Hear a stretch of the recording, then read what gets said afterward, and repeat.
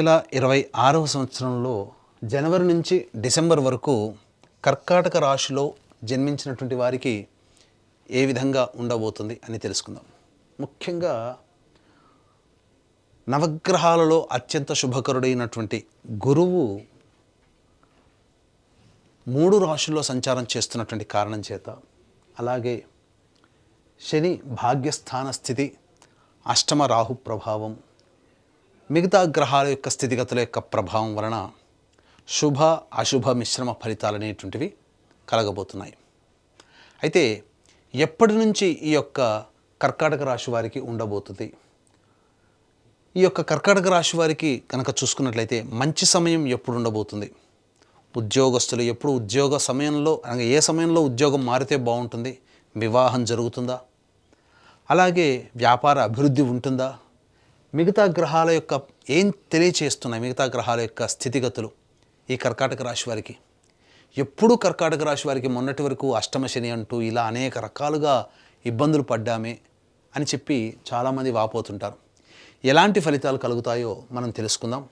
మార్చి 14వ తారీఖు వరకు గురువు మిథున రాశిలోనే వక్రీకరించి ఉన్నటువంటి స్థితి. ఈ కారణం చేత ఖర్చు ఉన్నప్పటికీ కూడా లాభాన్ని కూడా కలగచేస్తాడు. ఏం తెలియచేస్తున్నాడు? ఏ ప్రయత్నంలోనైనా కానీ ఫలితం ఉంటుంది మార్చి 14వ తారీఖు వరకు. దానికి తగ్గట్టుగా కష్టము కూడా ఉంటుంది, కష్టపడాలి అని తెలియచేస్తుంది మార్చి 14వ తారీఖు వరకు గురుగ్రహం. మార్చి 15 నుంచి వ్యయస్థానంలో సంచారం చేస్తున్నటువంటి ఈ కారణం చేత మార్చి 15 నుంచి మే వరకు కూడా ఆ 2.5 నెలల పాటు తీర్థయాత్రలు, దేవాలయాలు, కుటుంబ పెద్దలు, మత పెద్దలని, పెద్దవాళ్ళని, అలాగే పుణ్య కార్యక్రమాలు లేదా సేవా కార్యక్రమాలలో పాలు పంచుకోవడం, ఖర్చులు ఆ విధంగా జరగడం అనేటువంటివి జరుగుతాయి. అంటే ఖర్చు అయినా అది మీకు సద్వ్యయమే, అంటే మంచి ఖర్చే అనేటువంటిది. బాధపడుతూ పెట్టేటిది కాదండి, ఆనందంగా పెట్టే ఖర్చే మీకు మార్చి 15 నుంచి మే వరకు ఉండబోతుంది. ఇక జూన్ 1వ తారీఖు నుంచి అక్టోబర్ 31వ తారీఖు వరకు కూడా రాశిలోనే గురుగ్రహ యొక్క సంచార ప్రభావం. ఈ కారణం చేత కర్కాటక రాశి వారికి గ్రహం ఏం తెలియచేస్తుంది? అత్యంత శుభకరుడైనటువంటి వాడు రాశిలోనే స్థితి పొంది ఉన్నాడు. కానీ మిమ్మల్ని ఏం చేయమని, ఎటువంటి మార్పుని మిమ్మల్ని కోరుకుంటున్నాడు అని అంటే, అహంకారం పనికిరాదు, నేను గొప్ప, నేను అనేటువంటి యొక్క పదాన్ని పక్కకు పెట్టమని గురువు చెప్తున్నాడు కర్కాటక రాశి వారిని. కాబట్టి ఆ విధంగా ముందడుగు వేయండి, అంది వచ్చినటువంటి అవకాశాన్ని వినియోగించుకోండి.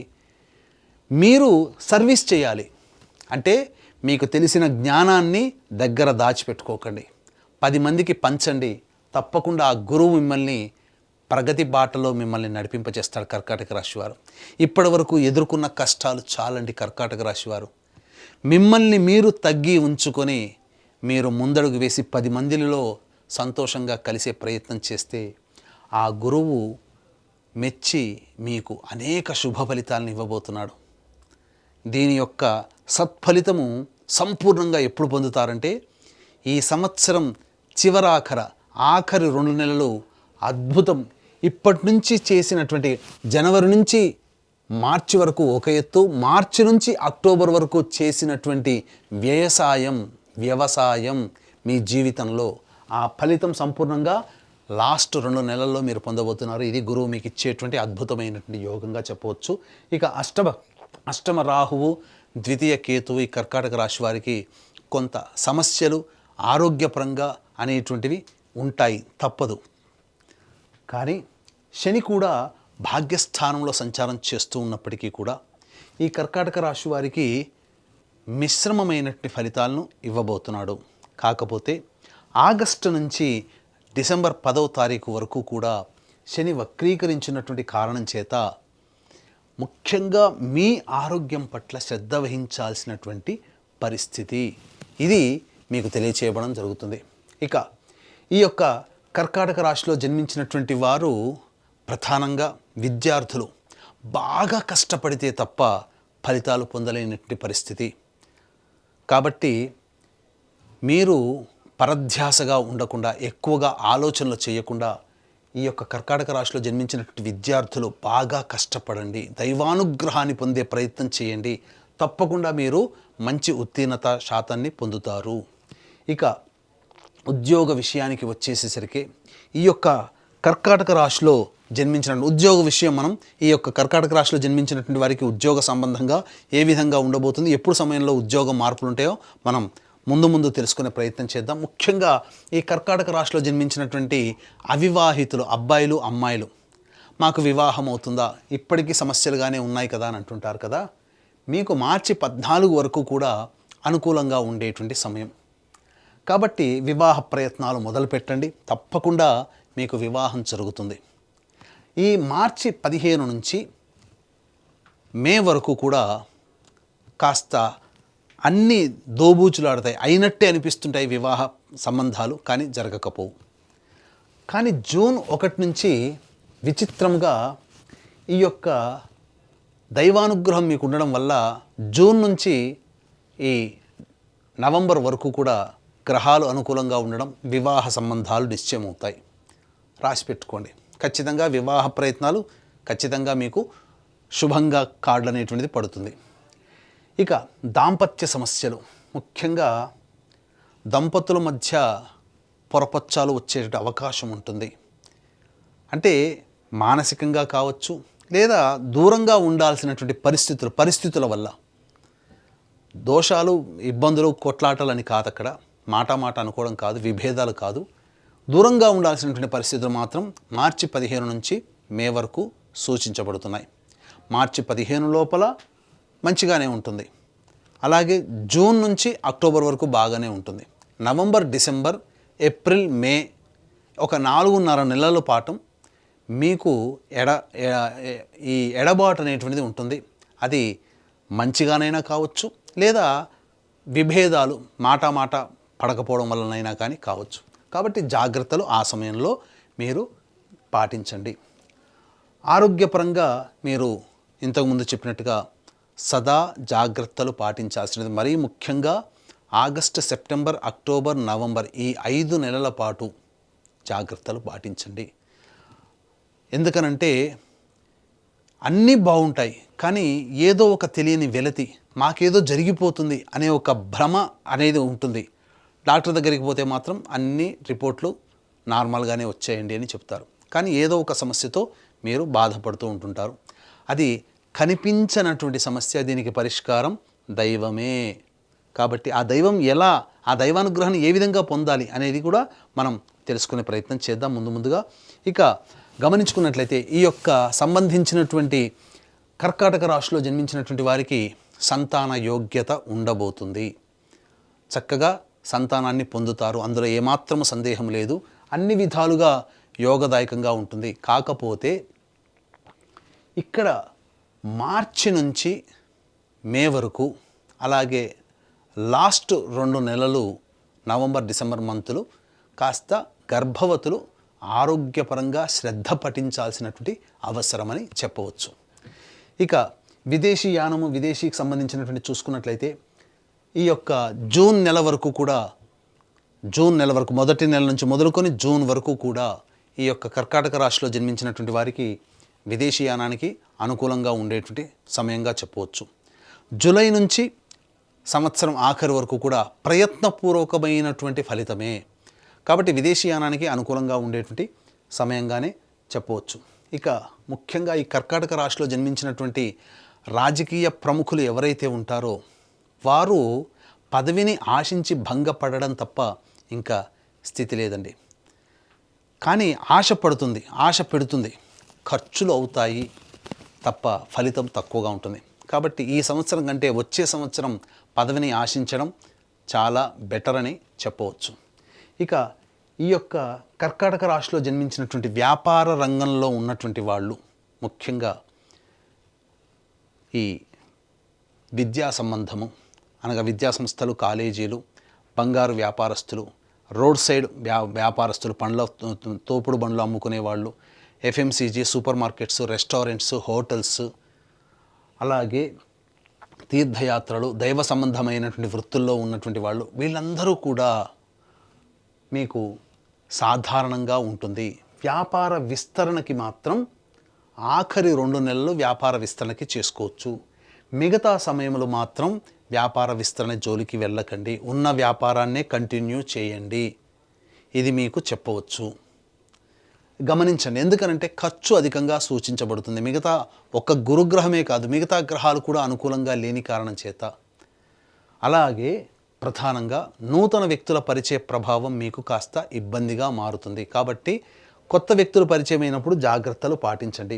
కళారంగంలో ఉన్నటువంటి వాళ్ళకి మంచి అవకాశాలు లభిస్తాయి. టీవీ సీరియల్స్, అలాగే సోషల్ మీడియా, సినిమా రంగము, ప్రింటింగ్ అండ్ ఎలక్ట్రానిక్ మీడియా రంగంలో ఉన్నటువంటి వాళ్ళకందరికీ కూడా సాధారణమైనటువంటి ఫలితాలు ఉంటాయి.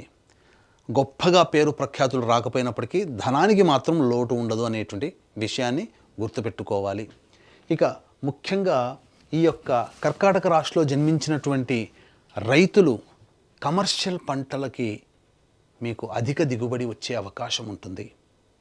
సాధారణంగా మీకు ఈ సిద్ధాంతపరంగా వచ్చేటువంటి పంటలే కాకుండా కమర్షియల్ పంటలు వేసుకోండి. మీకు అధిక దిగుబడి, అలాగే అధిక రాబడి కూడా ఈ యొక్క కర్కాటక రాశిలో జన్మించినటువంటి రైతులకి ఉండబోతుందని చెప్పవచ్చు. ఇక ముఖ్యంగా ఈ యొక్క కర్కాటక రాశిలో జన్మించినటువంటి వారికి ఉద్యోగ సంబంధముగా ఎలా ఉండబోతుంది, ఉద్యోగంలో మార్పులు చేర్పులు ఎటువంటివి ఎప్పుడు చేసుకోవాలి అనేటువంటి విషయాన్ని గురించి కూడా మనం తెలుసుకునే ప్రయత్నం చేద్దాం. వీక్షించేటువంటి ప్రేక్షకులు కూడా ఇప్పుడు లేదా ముందు చెప్పుకునేటువంటి సమస్యల కంటే ఇంకా ఎక్కువగా సమస్యలు ఎదుర్కొంటున్నారు అని అంటే మీ యొక్క జన్మజాతకంలో నడుస్తున్నటువంటి గ్రహ దశాంతర్దశల యొక్క ప్రభావం. కావున దగ్గరలోని మంచి ఉపాసనా పరులైనటువంటి జ్యోతిష్యులని సంప్రదించి వారి సలహాలు సూచనలు కనుక పాటించినట్లయితే మరింత మెరుగైనటువంటి జీవితాన్ని పొందుతారని తెలియజేయవచ్చు. ముఖ్యంగా ఈ కర్కాటక రాశిలో జన్మించినటువంటి వారు దైవానుగ్రహం పొందాల్సిందే. దైవానుగ్రహం లేకుండా ఏ పని చేయలేరు.